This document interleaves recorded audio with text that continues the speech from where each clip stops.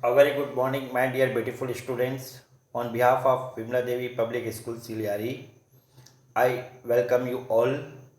We are studying Lesson 5 Human Resources in your CG Board Class 10 Social Science syllabus, and this is the part 3 of the video lesson of this series. And as you know, the learning methodology you will read from your book, not from the screen. First thing, you will read from your book, not from the screen. Open page number 67 from your book. Get ready with pen and paper. First, complete till this point work and working population. Have a reading of this lesson first till the point. I am going to scroll down very slowly. Those students who do not have the book, they can use the pause button and they can read from this PDF version of the book.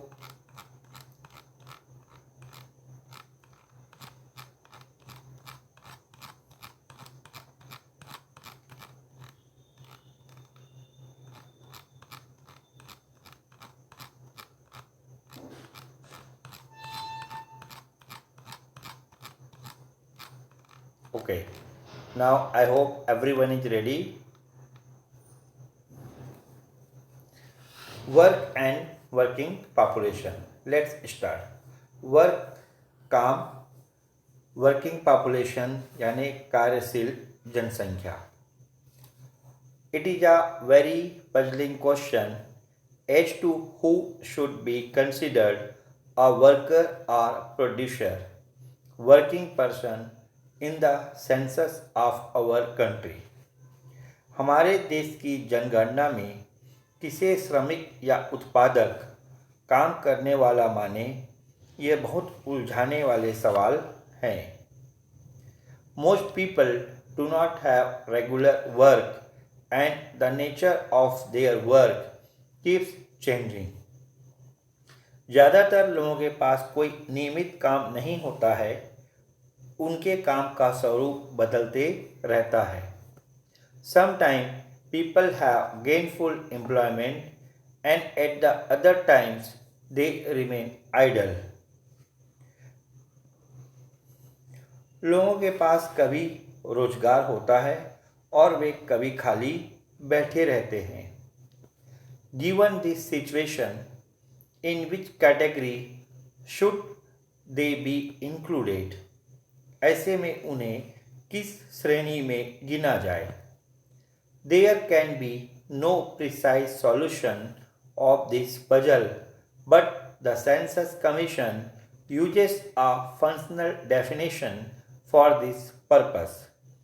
इसका ठीक ठीक हल तो नहीं निकल सकता है, मगर जनगणना आयोग ने उसके लिए एक काम चलाऊ परिभाषा का उपयोग करता है.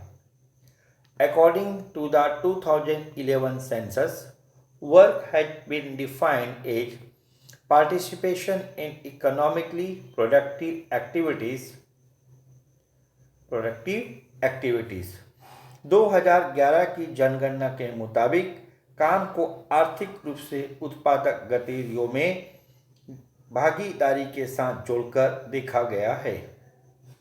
यानी काम को आर्थिक रूप से उत्पादक गतिविधियों में भागीदारी के साथ जोड़कर देखा गया है. This participation can be through physical और मेंटल लेबर. यह भागीदारी शारीरिक और मानसिक दोनों रूपों में हो सकती है. As a broad category, work includes not only the actual productive activities but also the jobs of supervision and management. काम के अंतर्गत न केवल वास्तविक काम शामिल हैं, बल्कि सुपरवाइजरी और निर्देशन भी इस श्रेणी में आता है. It also includes part-time help in farming, household, enterprise or any other economic activities or even unpaid work. इसके अंतर्गत आंशिक रूप से खेत, पारिवारिक उद्यम या किसी अन्य आर्थिक गतिविधियों में मदद या अवैतनिक काम भी शामिल हैं. In this way, all those engaged in the activities mentioned above are workers. इस तरह उपयुक्त कार्यों में लगे हुए सभी लोग श्रमिक हैं. Even the people completely engaged in farming or milk production for domestic consumption are considered as workers. But performing daily household chores such as cooking, fetching water, taking care of children, house cleaning, etc. is not considered productive work. जो व्यक्ति घरेलू खपत के लिए भी पूरी तरह से खेती या दूध के उत्पादन में लगे हुए हैं, उनको भी श्रमिक के रूप में मान लिया जाता है. लेकिन दैनिक घरेलू काम करना, जैसे खाना पकाना, पानी भरना, बच्चों की देखभाल, घर की साफ सफाई आदि को उत्पादक श्रम नहीं माना गया है. According to the 2011 census, 30% of the people are mainly engaged in productive work and about 10% people are partially engaged in productive work.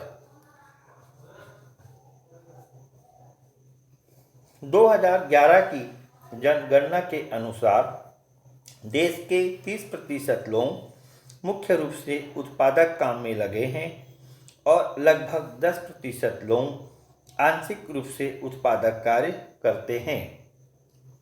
About 60% of the people are not engaged in productive work. लगभग 60% लोग उत्पादक काम में नहीं लगे हैं. The situation is somewhat different in Chhattisgarh.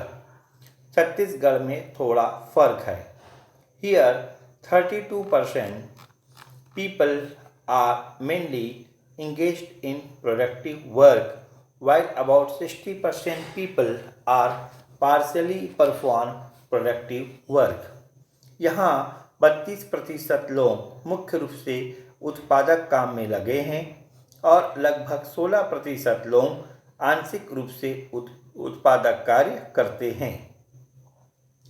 Thus, about 52% people are not engaged in productive work.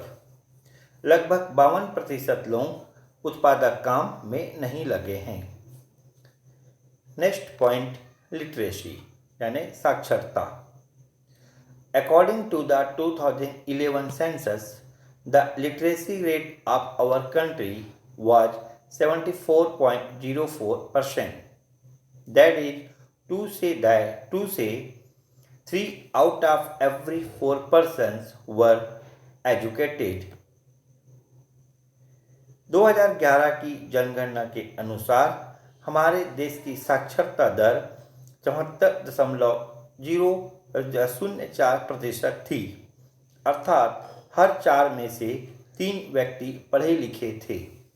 If you look at the figures for the previous census, you will see that India has made considerable progress in this direction after independence. यदि अगर आप पहले की जनगणना के आंकड़ों पर नज़र डालेंगे तो पाएंगे कि स्वतंत्रता के बाद भारत ने इस दिशा में काफ़ी अच्छी प्रगति की है. In the first census after independence, the literacy rate was found to be only 18%. In other words, 82 out of 100 persons were illiterate. स्वतंत्रता प्राप्ति के बाद हुई पहली जनगणना में जहां साक्षरता महज 18% थी, अर्थात 100 में से 82 लोग निरक्षर थे. The literacy rate had increased to 64.84% in 2001. वहीं 2001 में साक्षरता का प्रतिशत बढ़कर 64.84 हो गई. Although our national literacy rate is over 74%, according to the 2011 census, it varies from state to state and between men and women.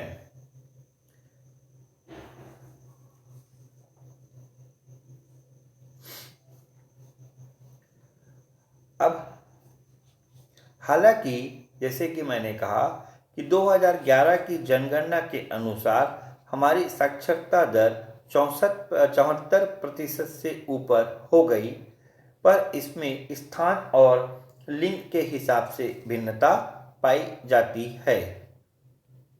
While the literacy rate among men is 82.14%, the literacy rate of women is 65.46%. वहीं जहां पुरुषों की साक्षरता 82.14% है, वहीं महिलाओं की साक्षरता 65.46% है. Similarly, literacy rate is seen to be different in different regions. For instance, Kerala 93.93%, Mizoram 91.58%,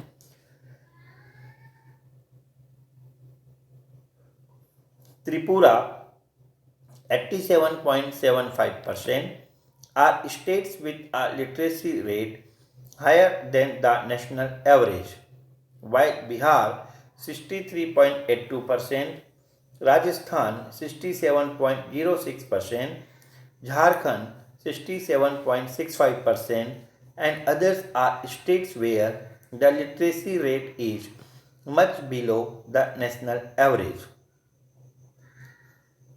इसी प्रकार साक्षरता की दरों में स्थानिक भिन्नता भी दिखाई देती है.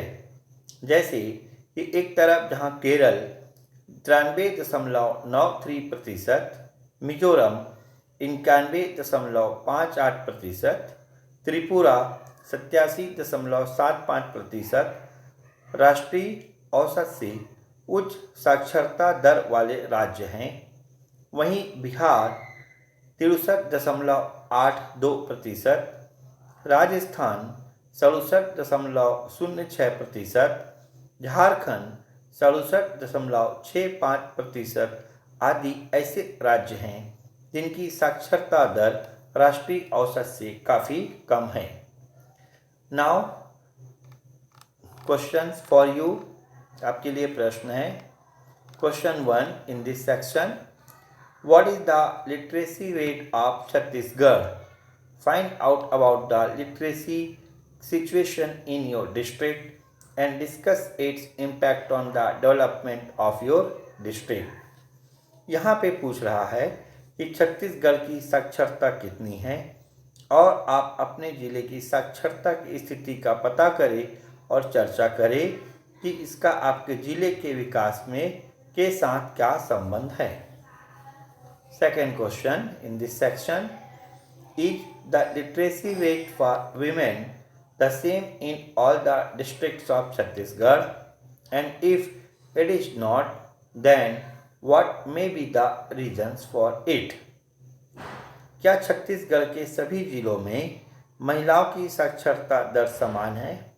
अगर ऐसा नहीं है तो इसके क्या कारण हो सकते हैं? Now, my dear students, write the answer of this question and go ahead with this lesson. The next topic of day is population and development. जनसंख्या और विकास. What is meant by development? विकास का मतलब क्या है? Does development just mean continuous increase in production? क्या विकास का मतलब केवल उत्पादन में सतत वृद्धि है? How are we determine whether the economic development of a country is having a positive impact on the lives of its people. किसी देश का आर्थिक विकास वहाँ के लोगों के जीवन पर सकारात्मक प्रभाव डाल रहा है या नहीं, यह कैसे पता करें? You must have read about the things in your first economics lesson. अब इन बातों का हमने अर्थशास्त्र के पहले पाठ में पढ़ा है. What kind of human life can be called developed life? हम किस तरह की मानव जीवन को विकसित जीवन कह सकते हैं? Two economists have made great contributions towards finding answers to these questions. They are Professor Mahbub ul Haq of Pakistan and Professor Amartya Sen of India. इन सवालों के जवाब खोजने में दो अर्थशास्त्रियों का महान योगदान रहा है. वे हैं पाकिस्तान के महबूब उल हक और भारत के Amartya Sen. They made some suggestions for the United Nations Development Program for measuring human development. इन दोनों ने संयुक्त राष्ट्र संघ विकास कार्यक्रम के लिए मानव विकास को मापने के कुछ सुझाव रखे. Huck and Sen believed that the development of the people of any country depended on whether they had opportunities to live according to their wishes and whether they had the necessary capabilities to enable them to fulfill their wishes. हक और सेन का मानना था कि किसी देश के लोगों का विकास इस बात पर निर्भर है कि उनके पास अपने इच्छानुसार जीवन जीने के मौके हैं या नहीं, और क्या उनके पास वो जरूरी क्षमताएं हैं जिनकी मदद से वे अपनी इच्छाओं की पूर्ति कर सके. According to Huck, the purpose of development is not just an increase in income but to increase the opportunities for making choices among various life alternatives. हक के अनुसार विकास का उद्देश्य मानव द्वारा विभिन्न विकल्पों में से चुनने के अवसरों को बढ़ाना है, केवल आय वृद्धि मात्र नहीं है. The purpose of human development is to enhance human capabilities and make their fullest possible use. मानव विकास का उद्देश्य मानव क्षमताओं की वृद्धि और उसका भरपूर उपयोग है. They contended that for this it is necessary to invest in people's education and health, more equal distribution of income and resources, and in particular empowerment and economic development of women. उन्होंने माना कि इसके लिए जरूरी है लोगों की शिक्षा और स्वास्थ्य में निवेश, आय व संसाधनों का अधिक समान वितरण, विशेषकर महिलाओं का सशक्तिकरण और आर्थिक विकास. In order to measure this development, the United Nations Development Program formulated some basic criteria. इस विकास को मापने के लिए संयुक्त राष्ट्र संघ विकास कार्यक्रम ने कुछ मूलभूत मापदंड तय किए. The first criteria is related to health. What is the average lifespan of people, or till what age do people live on an average in a country? पहला मापदंड स्वास्थ्य से संबंधित है. किसी देश में लोग औसतन कितनी आयु तक जीवित रहते हैं. It is also called life expectancy at birth. इसे जन्म पर संभावित आयु भी कहते हैं। It is believe that a healthy person usually lives till an old age. यह माना जाता है कि स्वस्थ व्यक्ति प्रायः अधिक उम्र तक जीवित रहता है। The second criteria is education.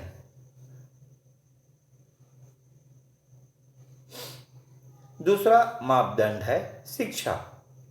How many years of schooling और formal education have people had on an average and how many years of education they are likely to receive.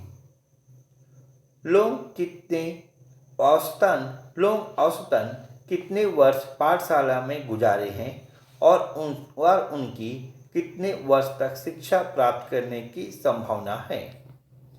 The third criteria is economic development. तीसरा मापदंड है आर्थिक विकास। This aspect is assessed by the per capita income, the average annual income per person of people in a country. तीसरा मापदंड है आर्थिक विकास। किसी देश की प्रति व्यक्ति आय के द्वारा इस पक्ष का आकलन किया जाता है। The human development of a country is evaluated by taking all these three aspects together into consideration. इन तीनों पक्षों को जोड़कर किसी देश के मानव विकास को आंका जाता है। According to this, India occupies the 130th position in the world and has received 609 points. इसके अनुसार भारत का स्थान विश्व में 130वां है और उसे 609 अंक प्राप्त हैं। Norway has received the highest number of points 944 and it leads in human development. सर्वाधिक अंक 944 नॉर्वे को मिले हैं जो मानव विकास में अग्रणी हैं। The expected life at birth is 68 years in India while it is 81.6 years in Norway. Bharat में जन्म पर संभावित आयु 68 वर्ष है जबकि नॉर्वे में यह 81.6 वर्ष है।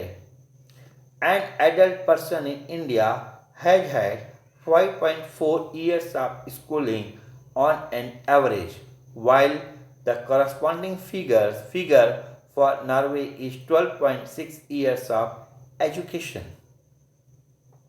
भारत में औसतन वयस्क व्यक्ति 5.4 वर्ष तक स्कूल में पढ़ा है जबकि नॉर्वे के औसतन वयस्क 12.6 वर्ष शिक्षा प्राप्त हैं। The per capita annual income in India is 5,497 American dollars, while the per capita income in Norway is 64,992 American dollars. Human Development Report 2015, page number 212 to 214। Bharat की प्रति व्यक्ति सालाना आय 5,497 अमेरिकी डॉलर है जबकि नॉर्वे की प्रति व्यक्ति आय 64,992 अमेरिकी डॉलर है। ह्यूमन डेवलपमेंट रिपोर्ट 2015 पृष्ठ क्रमांक 212 से लेके 214 तक से लिया गया है। However, many other ways can be used to assess the human development of a country. वैसे किसी भी देश के मानवीय विकास को आंकने के लिए और भी कई तरीके अपनाए जा सकते हैं, such as keeping track of the literacy rate, जैसे साक्षरता दर, the rate of malnourished children, कुपोषित बच्चों, the rate of malnourished children and adult, यानी कुपोषित बच्चों व वयस्कों की दर. The infant and child mortality rate, शिशु व बाल मृत्यु दर. द मैटरनल मॉर्टेलिटी रेट, यानी मातृत्व मृत्यु दर. You will read about these in other chapters of this book. इसके बारे में हम इस पुस्तक के अन्य अध्यायों में पढ़ेंगे. Now my dear students, in this section you have a question. Question number 1. Reema says that if a woman is not allowed to do a job and live the way she wants to, in spite of being healthy and educated, then it is not development. Do you agree with her? यहाँ पे रीमा कहती है कि अगर किसी महिला को स्वस्थ और शिक्षित होने पर भी नौकरी करने और अपने मन मुताबिक जीवन जीने नहीं दिया जाता तो यह विकास नहीं है. क्या आप इस बात से सहमत हैं? Second question. If the level of income is high in a country but the level of education is low, then what kind of problem will arise? अगर किसी देश में आय का स्तर अधिक हो मगर शिक्षा का स्तर कम हो तो क्या समस्या होगी? Next question. If the people of country are educated and have high income but are poor in health, then what kind of problem will arise? अगर किसी देश में आय का स्तर अधिक हो, if the people of country are educated and have high income but are poor in health, then what kind of problem will arise? अगर किसी देश में शिक्षित लोग ऊंची आय के हो मगर स्वास्थ्य कमजोर हो तो क्या समस्या होगी? So my dear students, this is the end of this video lesson. Complete your work and we will continue this lesson. In the next video lesson, we will study about population and poverty. Till then, I say goodbye to you.